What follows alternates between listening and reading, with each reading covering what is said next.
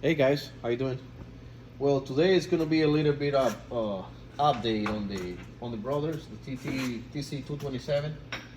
Uh, the upgrade is on the cheap Chinese probe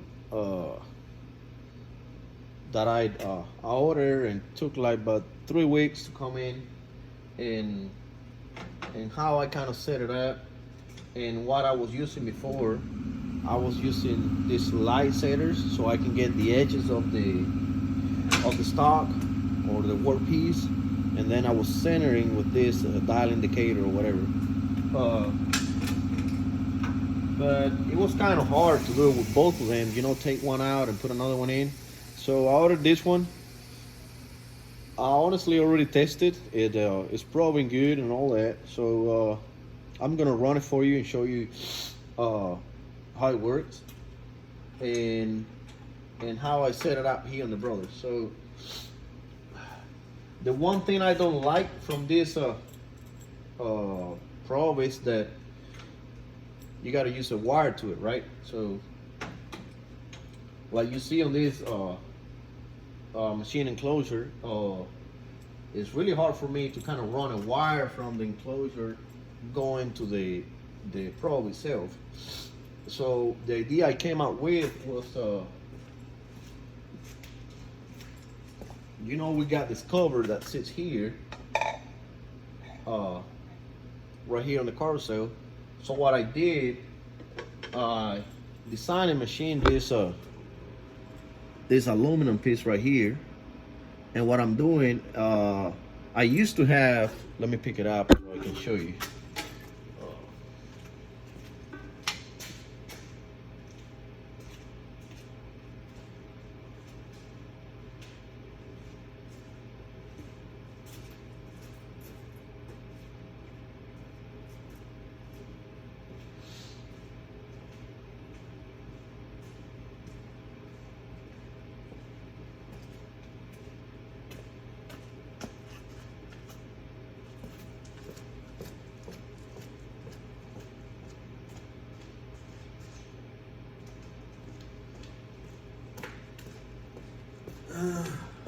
Well, I'm sorry about that. It took me a little bit to find it.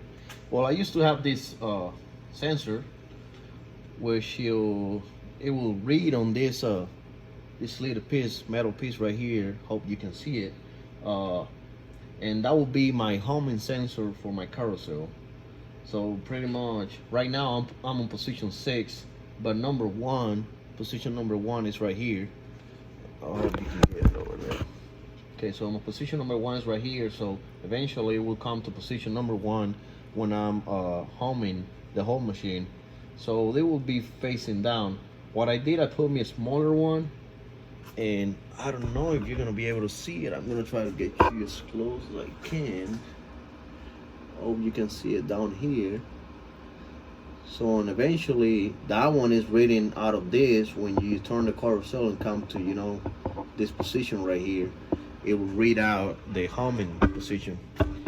Which don't get me wrong, that's not the only sensor that homes the carousel. Why not? Because we got like a 3-to-1.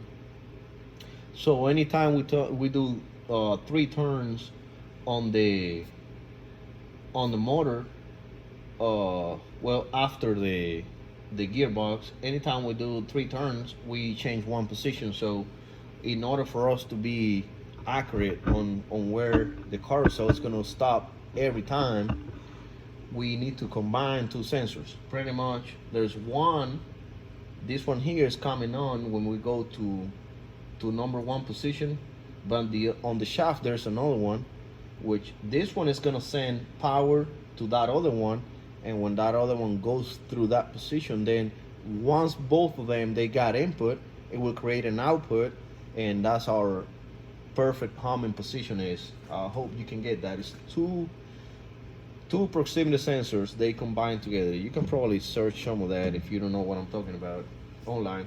Well, anyway, I built this board. Why? Because I want to be able to have the wire right here in front of me and connected to my probe right here. So what I'm gonna do, I'm gonna put, so this is number 1. I think this is number 10 right here. Let me stick my probe over there. Now again, this doesn't turn with a carousel. So what I'll be doing, I'm gonna be making a hole here, probably gonna do it on the lathe, so it's kind of nice. And anytime this turns, the wire itself is gonna stay steady. So I'm gonna leave the wire over there so you got the idea of what I'm talking about. Let me call number 299, which is my probe. Okay, I set it on the wrong way. Gotta face it this way so the plug-in is on my way.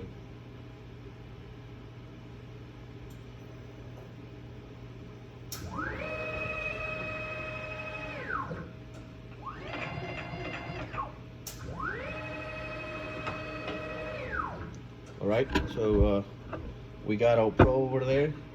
Next step is just to plug this in, which in the perfect world would be that I could just leave it over there all the time, even though my carousel is turning.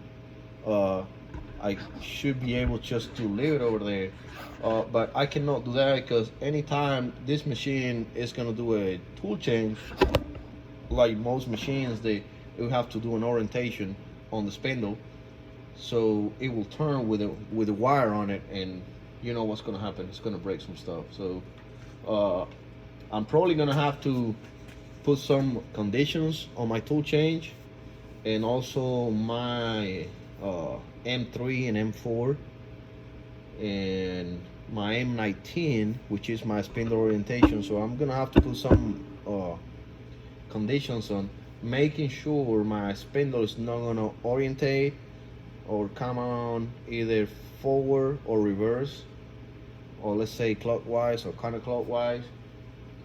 If this plug-in is, you know, if this is enabled or whatever, everything is gonna happen if this is not plugged in. If this is not plugged in, everything is gonna, for now, if I do orientation, it won't give you crap. It will just break everything. But what I'm gonna do, I'm just gonna show you a probing cycle. My probing tab, you guys probably have seen this probing tab before. Well, not this one, but the other one. Let me go to probing. A lot of people out there has this, and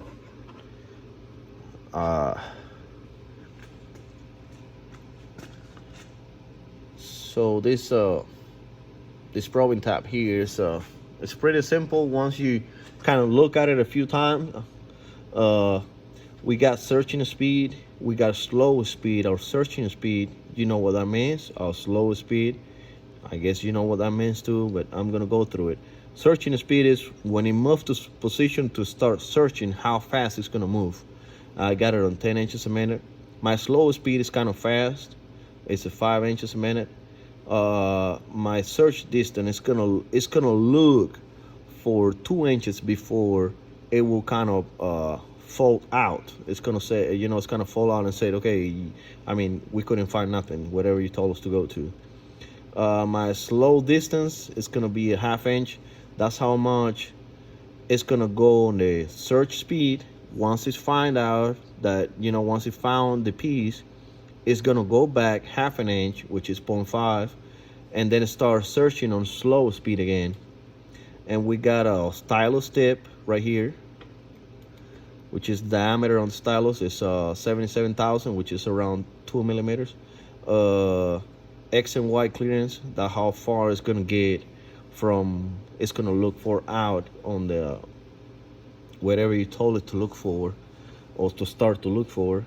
And then edge length, that's how far it's gonna get when it goes to the outside.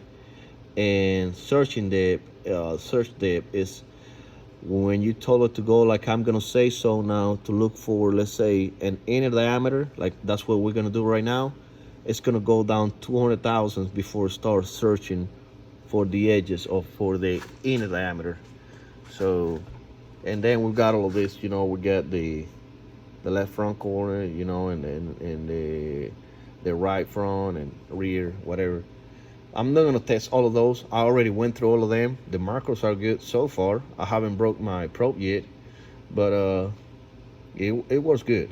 So let's give it a try and let's see what happens. All right, guys, let's do this. I'm gonna get you as close as I can. So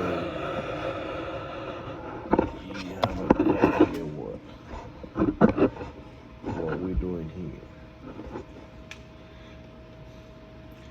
So I'm gonna probe on this. I'm gonna probe on this piece right here. So I'm kind of jaw it down.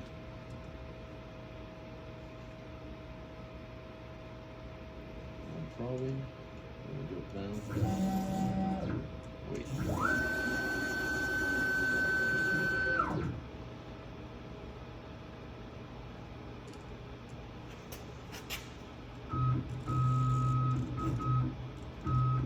Just getting close to it, about 100,000, because I'm gonna come down 200,000.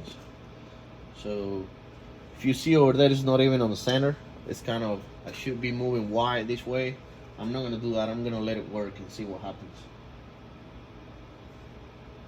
There we go. So it's gonna come down 200,000. Search, 10 inches a minute.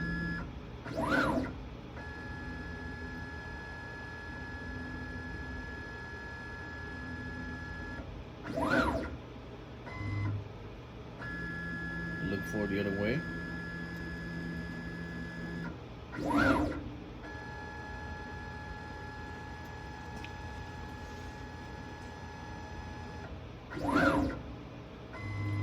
Now it's gonna center.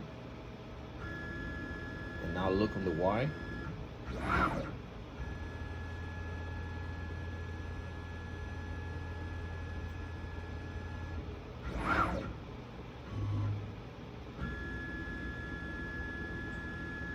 Y negative. It's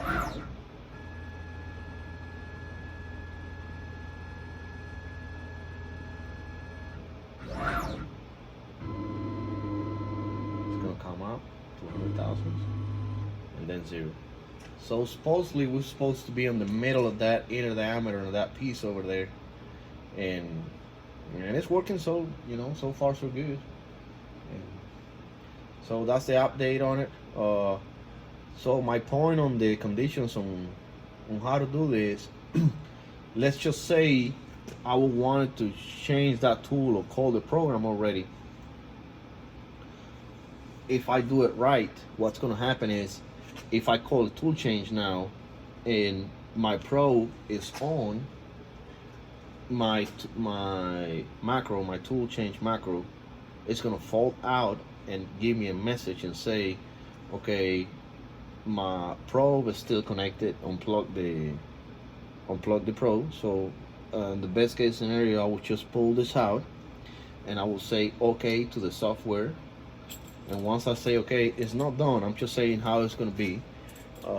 Once I say that I unplug this, the software is going to find out that my LED light for probe active is on, and it's off. And then I will just call my tool and do my tool change. Just like we on 99, let's just go orientation and then come up.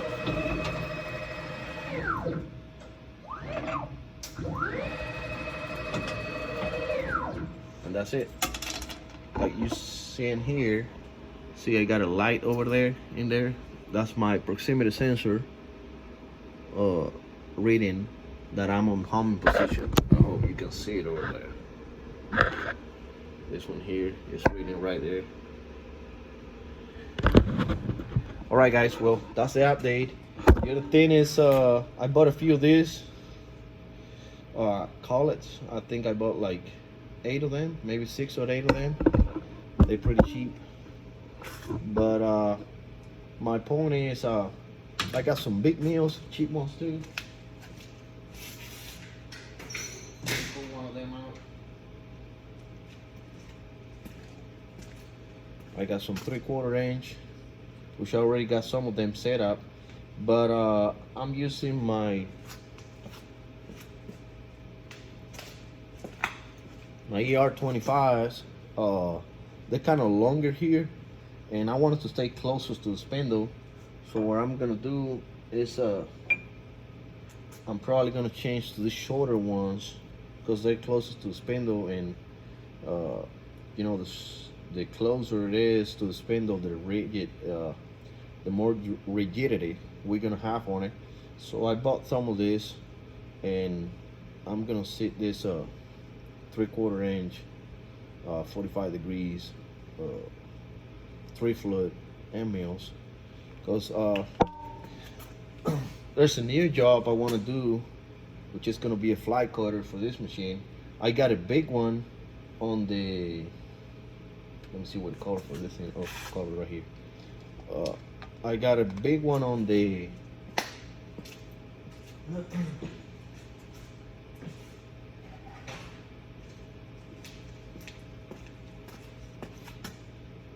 I got this big one. This Cat 40. This goes on the sharp machine. I'm using the R400 insert right here in the corner. Hope you see it over there. And I built this one on the sharp itself. But I'm gonna build another one like this one, but just smaller, someone that I can fit on the carousel on this machine, and probably not this heavy. This one is heavy. I do engine, I resurface the cylinder head with this. This is 11 and 3/4 inch diameter, so I can cut the big 5/9 and 6/7 Cummins cylinder heads. That's what I use on it. So I want to mill another one like this, it's smaller, but I want to do it on the machine itself. I don't want to do it in another machine. And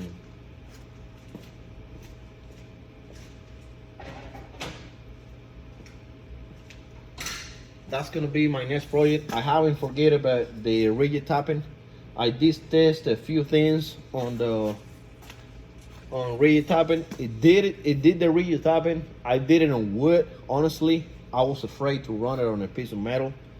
I was afraid to break something, so I went ahead and did it on the piece of wood. It did it right. I still feel it's not perfect, so there's probably a few things I'm gonna have to change, or maybe it's not gonna be even possible to do it. So next time I'm gonna try to make a video on, even though breaking a tap or whatever, but I'm gonna try that. For now, you see, I have to took the cover out, and I got all my tools over there and my carousel cover and all that, and I have to do all that because I have to rewire right here. Oh, you can see it. I have to rewire my homing sensor and then run another wire, and both of them run it to the other one is gonna be for the probe itself. All right, guys. Well, thank you so much for watching. I hope you liked the video. If you got any questions, let me know. I do got the cat on this, and I promised you last time, before maybe a few videos ago, I'm gonna make a video on how to retrofit one of these machines, and without burning a lot of cash on a lot of things that you may not need.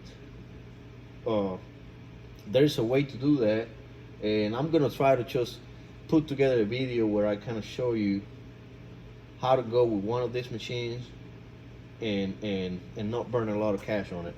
All right, guys. Well, good night, and I hope to see you again. Bye.